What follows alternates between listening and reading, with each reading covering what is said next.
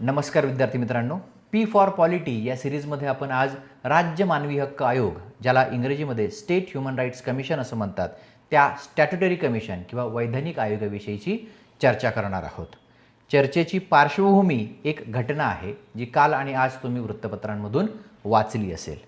काय आहे ही पार्श्वभूमी किंवा काय आहे ती घटना? तर महाराष्ट्राच्या स्टेट ह्युमन राईट्स कमिशनने, राज्य मानवी हक्क आयोगानं पुणे पोलिसांसंबंधी एक ऑर्डर जारी केली आहे किंवा एक चौकशी जी आहे ती सुरू केलेली आहे. काय घटना आहे की पुण्यामधल्या एका भागामध्ये मर्डर ॲक्युज्ड असणाऱ्या काही मायनर्सना, म्हणजे ज्यांच्यावर खुनाचा आरोप आहे, अशा काही अल्पवयीन मुलांना पोलिसांनी त्यांच्या गाडीच्या बॉनेटवर बसवून त्यांची परेड केली. आणि ह्या गोष्टीचा सो मोटू कॉग्निझन्स, म्हणजे स्वतः कुठल्याही कंप्लेंटशिवायची दखल जी आहे ही महाराष्ट्राच्या राज्य मानवी हक्क आयोगानं घेतली आणि त्या संदर्भात त्यांनी कारवाई जी आहे ती सुरू केली. ही घटना आहे, ही पार्श्वभूमी आहे. आणि आता याला जोडून आपण पी फॉर पॉलिटी या आपल्या सिरीजमध्ये आपण नेहमी जे करतो की कंटेम्पररी जे काही हॅपनिंग आहे त्याच्यावरून आपण आपल्या ट्रॅडिशनल भागाकडे जाणार आहोत. सो त्याच्याविषयी आता थोडंसं आपण सविस्तर बोलूया. हा फोटो आहे, ते जे मायनर आहेत त्यांचे चेहरे ब्लर केलेले आहेत आणि हे अल्पवयीन आहेत, म्हणजे 18 वर्षांपेक्षा कमी वयाची मुलं आहेत, ॲक्युज्ड आहेत. त्यांच्यावरती खुनाचा जो काही गुन्हा आहे तो दाखल झालेला आहे. आणि मग पोलिसांनी जे काही केले, आता कुठल्या पोलीस स्टेशनमध्ये कुठले तिथे पोलीस निरीक्षक आहेत किंवा काय, व्यक्तींच्या नावामध्ये आपल्याला जायचं नाही आहे. लॉ स्टुडंट, सिव्हिल सर्व्हिसेसचा ॲस्परंट, ह्यांना व्यक्तींच्या नावांपेक्षा जास्त सिस्टेमिक काय घडतंय, कायदा काय सांगतो, कॉन्स्टिट्यूशन काय सांगतं, हे शिकणं गरजेचं असतं. व्यक्ती, त्यांची नावं, त्यातनं होणारं रंजन हे करण्यासाठी आपण इथं आलेलो नाही आहे. आपण काही क्लिकबेट पत्रकारिता इथं करत नाही आहोत. त्यामुळं आपल्याला मुद्दा जो आहे कॉन्स्टिट्यूशन समजून घ्यायचं आहे, कायदा समजून घ्यायचा आहे. तर त्यांनी बॉनेटवर बसून त्यांची परेड काढली आणि ह्याच्यामध्ये मग राज्य मानवी हक्क आयोग जो आहे तो सुमोटू आला. मग काय काय आहे घटना बघा, की राज्य मानवी हक्क आयोग, स्टेट ह्युमन राईट्स कमिशननं सुमोटू कॉग्निझन्स घेतला. म्हणजे कोणीही त्यांच्याकडे तक्रार दाखल केली नाही. त्यांनी स्वतः सोशल मीडियामध्ये या घटनेचा जो व्हिडिओ चित्रित झाला आहे तो बघून, त्याचे फोटोग्राफ्स बघून त्यांनी हे म्हटलं की हे जे मायनर्स आहेत, अल्पवयीन गुन्हेगार आहेत, यांची तुम्ही परेड काढली, धिंड काढली. आणि ह्या कृतीला त्यांनी जे म्हटलं आहे की ही एक बार्बॅरिक कृती आहे. त्यांनी काय म्हटलं की ही एक बार्बॅरिक, म्हणजे जंगली ज्याला आपण म्हणतो तशा स्वरूपाची ही कृती आहे असं त्यांचं म्हणणं आलं. जंगल राज असा सुद्धा शब्दप्रयोग जो आहे तो त्याच्यामध्ये त्यांनी केलेला आहे. याची एक पॅरलल घटनासुद्धा त्यांनी उद्धृत केली आहे की काश्मीरमध्ये अशा पद्धतीने घटना झाली होती आणि हे त्यालाच थोडंसं ॲनालॉगस असणारी गोष्ट आहे. तर हे जंगल राज आहे आणि महाराष्ट्रासारख्या लॉ अँड ऑर्डर मानणाऱ्या राज्यामध्ये अशा पद्धतीनं पोलिसांनी कृत्य करावं हे चालणार नाही. हे अगेन्स्ट आहे, ह्युमन राईट्सचं हे व्हायोलेशन आहे असं त्यांनी म्हटलं. त्याच्यातून त्यांनी नोटिसेस जे काही आहेत त्या दिल्या. पुणे पोलीस कमिशनर, त्यानंतर हा जो काही झोन असेल जिथे ही घटना घडली त्याचे जे DCP आहेत आणि तिथले जे काही पोलीस निरीक्षक आहेत त्या पोलीस स्टेशनचे, या तिघांना या राज्य मानवी हक्क आयोगानं नोटिसेस दिल्या. प्लस महाराष्ट्राचे जे चीफ सेक्रेटरी आहेत किंवा जे DGP जे आहेत त्यांना पर्सनल ॲफिडेविट्स जे आहेत ते सादर करायला लावले. प्लस आणखी त्यांनी तिसरी गोष्ट काय केली की एक फॅक्ट फाइंडिंग इन्क्वायरी करता तथ्य शोधणारी जी काही एक कमिटी आहे ती त्यांनी बसवली. इंटरेस्टिंगली हा व्हिडिओ करण्यामागचं माझं एक कारण म्हणजे मी सकाळी तो माझ्या फीडमध्ये तो व्हिडिओ आला की ज्याच्यामध्ये आय थिंक ते फॅक्ट फाइंडिंग जी काही कमिटी आहे जी या स्टेट ह्युमन राईट्स कमिशनने कॉन्स्टिट्यूट केली आहे त्यांची पत्रकार परिषद होती आणि तिथे पत्रकार त्यांना विचारत होते मग आता पुढे काय, मग आता याच्यातनं काय होणार. म्हणजे पत्रकारितासुद्धा कुठल्या पातळीला आलेली आहे की पत्रकारांना सुद्धा ह्याच्यातून पुढे काय होऊ शकतं, राज्य मानवी हक्क आयोगाचे आयोग कुठपर्यंत सीमित आहेत, त्यांना कुठले अधिकार आहेत आणि कुठले नाहीत हे माहीत नाही. आणि म्हणूनच ते फॅक्ट फाइंडिंग कमिटीच्या मेंबरला विचारतात की मग पुढं काय होणार आहे आता. ते अर्थातच सरकारी जी काही भाषा असते की मी याबाबत वेगळं काही सांगू इच्छित नाही, मी माझा अहवाल मान्य राज्य मानवी हक्क आयोगाच्या अध्यक्षांना सादर करेल, मी वेगळं काही सांगू इच्छित नाही. म्हणजे हे टिपिकल संवाद जो आहे, म्हणजे पत्रकारसुद्धा हे विचारत नाही आहे की तुम्हाला काय फॅक्ट्स मिळत आहेत, इथे सोशल मीडियावरती व्हिडिओ येतो आहे, मग तुम्ही याच्यामध्ये काय फॅक्ट शोधणार आहात वगैरे वगैरे. तर ते टेक्निकल आपल्या समाजाचा सगळ्यात महत्त्वाचा प्रॉब्लेम काय आहे ना, आपण कायद्याविषयी, घटनेविषयी आणि या सिस्टमिक प्रोसिजर्सविषयी अज्ञ आहोत. इग्नोरन्स हा भारतीय समाजाचा मोठा प्रॉब्लेम आहे. सिस्टमिक म्हणजे आपल्याकडे तोच आहे. कुठल्याही डिपार्टमेंटला तुम्ही गेलात की मुळात हे कसं चालतं हेच अनेकांना माहीत नसतं सुशिक्षित असले तरी, आणि त्यामुळं मग त्याचा सगळा गैरफायदा जो आहे तो व्यवस्था घेत असते. ठीक आहे.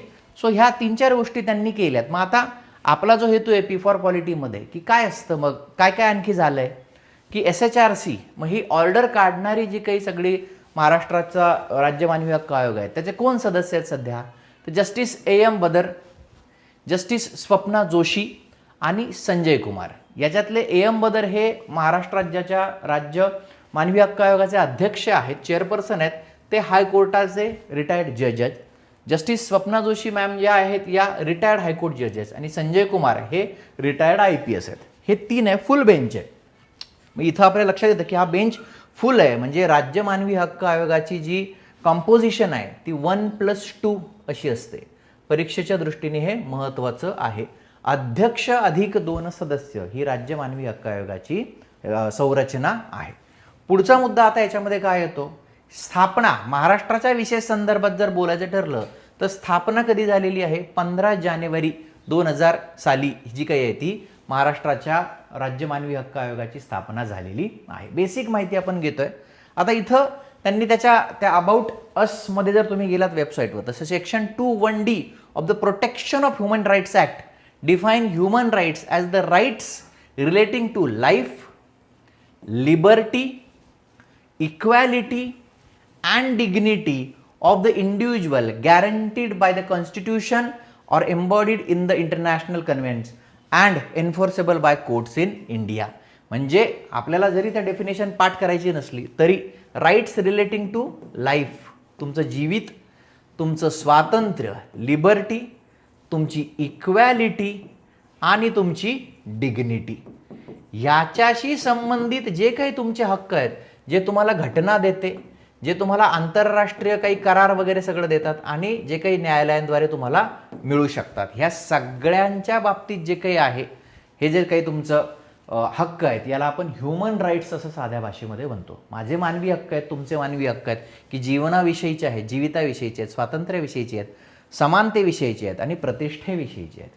सो आत्ताच्या केसमध्ये जर आपल्याला बघायचं ठरलं तर काय आहे की डिग्निटी ऑफ द मायनर ती तिथे हार्म झाली आहे का, तर हा त्यातला मुद्दा येतो. आणि या संदर्भात जे काही हक्क असतात त्याला मानवी हक्क असं म्हणतात. मग आता पुढचा मुद्दा येतो याच्याविषयीच्या तांत्रिक बाबी. सो पहिला मुद्दा, ही स्टॅट्युटरी बॉडी आहे, ही एक वैधानिक संस्था आहे. महाराष्ट्राचा राज्य मानवी हक्क आयोग ही एक वैधानिक संस्था आहे. म्हणजेच काय, पार्लमेंटच्या ॲक्टद्वारे हिची स्थापना झालेली आहे. घटनेमधल्या कुठल्या डायरेक्ट आर्टिकलमधून ही स्थापन झालेली नाही. त्यामुळं this is not constitutional commission, it is statutory commission.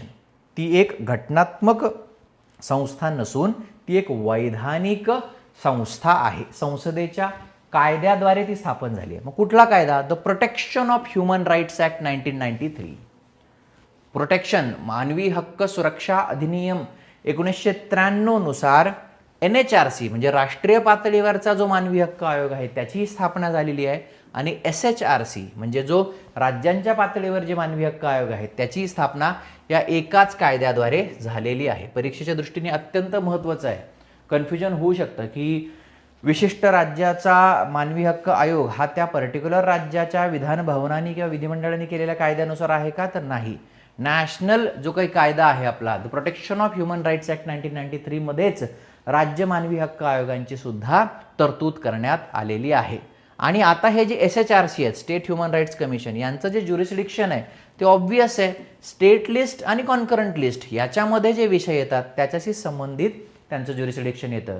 ते जे व्हायोलेशन ऑफ ह्युमन राईट्स बघतात ते ह्याच विषयांसंबंधी बघू शकतात. कॉम्पोजिशन आहे 1+2, मगाशीच आपण बघितलं. म्हणजे महाराष्ट्र स्टेट ह्युमन राईट्स कमिशनचं कंपोजिशन की जो बेंच आहे तो फुल आहे. म्हणजे एक अध्यक्ष आणि 2 सदस्य. अध्यक्षांची जी काही पात्रतेचे निकष आहेत की ते retired chief justice or retired जज ऑफ हायकोर्ट असावेत. उच्च न्यायालयाचे माजी मुख्य न्यायाधीश किंवा न्यायाधीश जे आहेत ते चालतील, जसं की आत्ता आपण बघितलं. त्यानंतर तुमचे दुसरे जे सदस्य आहेत हे सर्विंग ऑर रिटायर्ड जज ज्याला आपण म्हणतो. सर्विंग, इथे बघा दिसेल तुम्हाला, सर्विंग ऑर रिटायर्ड जज ऑफ हायकोर्ट, म्हणजे तिथे काम करणारे सध्याचे किंवा माजी असे हायकोर्टाचे न्यायाधीश चालतील, किंवा डिस्ट्रिक्ट जज ज्यांना 7 वर्षांचा एक्सपिरियन्स आहे, असे सेकंड मेंबरचं तिथलं तुमचं क्रायटेरिया आहे. आणि थर्ड मेंबर जे काही आहे, person having knowledge or practical experience with respect to human rights. Person having knowledge or practical experience with respect to human rights. मग आता जे तिसरे सदस्य आहेत बघा महाराष्ट्राच्या राज्य मानवी हक्क आयोगाचे, संजय कुमार हे जे काही आहेत, यांचा जो क्रायटेरिया काय आहे की मानवी हक्कांच्या संदर्भात काम असणारा, अनुभव असणारा किंवा त्या संदर्भात नॉलेज असणारी कुठलीही व्यक्ती, म्हणजे इट इज नॉट नेसेसरी की तुम्ही एखादे ब्युरोक्रॅट तिथे नेमावेत, तुम्ही मानवी हक्क चळवळीतले कार्यकर्ते सुद्धा तिथे नेमू शकता. पण जनरली शासनाशी संबंधित जे जे काही असतं तिथे आपल्याकडे अशा पद्धतीचं पुरोगामी विचार केला जात नाही, शक्यतो ब्युरोक्रॅट्सच तिथे असतात. तसं बघितलं तर पोलीस सर्व्हिसमधल्या व्यक्तींनी मानवी हक्क आयोग हे थोडंसं कॉन्फ्लिक्टिंग वाटतं. उलट तुमच्याकडे मानवी हक्क खूप कार्यकर्ते असतात त्या संदर्भात काम केले, पण असो. पण इथे कन्फ्युजन ते होऊ देऊ नका की ब्युरोक्रॅट्स असं काही तिथे आवश्यक नसतं. तिथे person having knowledge or practical experience with respect to human rights असं असतं. 2 सदस्य ज्युडिशरीचे आणि 1 तिसरा सदस्य.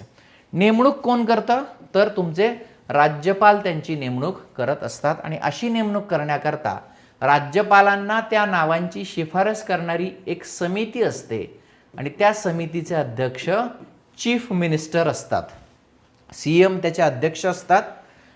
तुमची जी राज्याची विधानसभा आहे त्याचे सभापती त्याचे सदस्य असतात, प्लस राज्याचे गृहमंत्री त्या समितीचे सदस्य असतात, प्लस विधानसभेचे विरोधी पक्षनेते त्या समितीचे सदस्य असतात, प्लस जर तुमच्याकडे विधान परिषद असेल तर तिचे अध्यक्ष त्याचे सदस्य असतात आणि विधान परिषदेचे विरोधी पक्षनेते पण त्याचे सदस्य असतात. आता महाराष्ट्राच्या केसमध्ये काय आहेत, तुमचे मुख्यमंत्री आणि गृहमंत्री ही एकच व्यक्ती इथे आहेत, हा महत्त्वाचा मुद्दा. सो ही समिती ज्या नावांची शिफारस करते त्याचं गव्हर्नर जे आहेत ते त्या नावांची अपॉइंटमेंट तिथे करतात.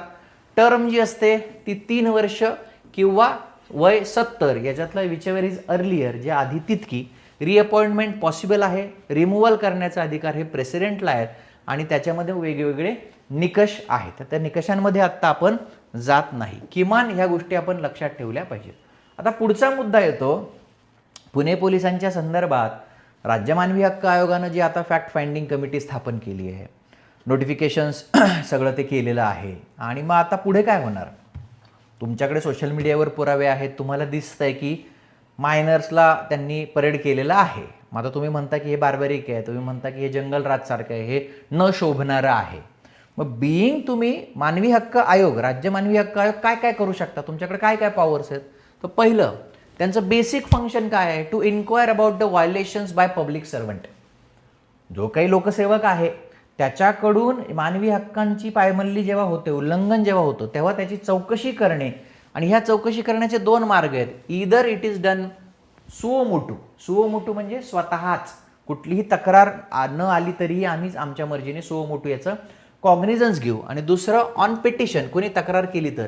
या केसमध्ये, पुण्याच्या केसमध्ये, आत्ताच्या केसमध्ये त्यांनी सुओ मोटू कॉग्निझन्स त्या घटनेचा घेतलेला आहे. सोशल मीडियावर जे व्हिडिओ आले त्याच्यावरनं. दुसरं, तुम्हाला कुठले पॉवर्स आहेत, you have a powers of civil court. Civil कोर्टाचे तुम्हाला पॉवर्स आहेत. बरं, पुढे काय आहे, तुम्ही call for information or any report from state government. राज्य सरकारकडून तुम्ही रिपोर्ट मागवू शकता, कुठली माहिती जी आहे ती मागवण्याचा अधिकार आहे. ज्या अर्थी त्यांनी फॅक्ट फाइंडिंग सगळी कमिटी बसवली, ते आले, त्यांनी चौकशी केली. So you can furnish any information you want. पुढचं फक्त अट एकच आहे की घटना जी काही घडते त्या घटना घडल्यापासून 1 वर्षाच्या आतच तुम्हाला त्याचं सगळं कॉग्निझन्स घेता येतो, त्याला व्हॅलिडिटी आहे. ही बेसिक प्रोसिजर. आणि पुढचा मुद्दा, आता तुमचं पॉवर्स जे आहेत ते कितपत आहेत आणि त्याच्या मर्यादा काय आहेत. ठीक आहे, तुम्ही आता इन्क्वायरी केली, तुमच्याकडे काय फॅक्ट फाइंडिंग व्हायचं ते होईल.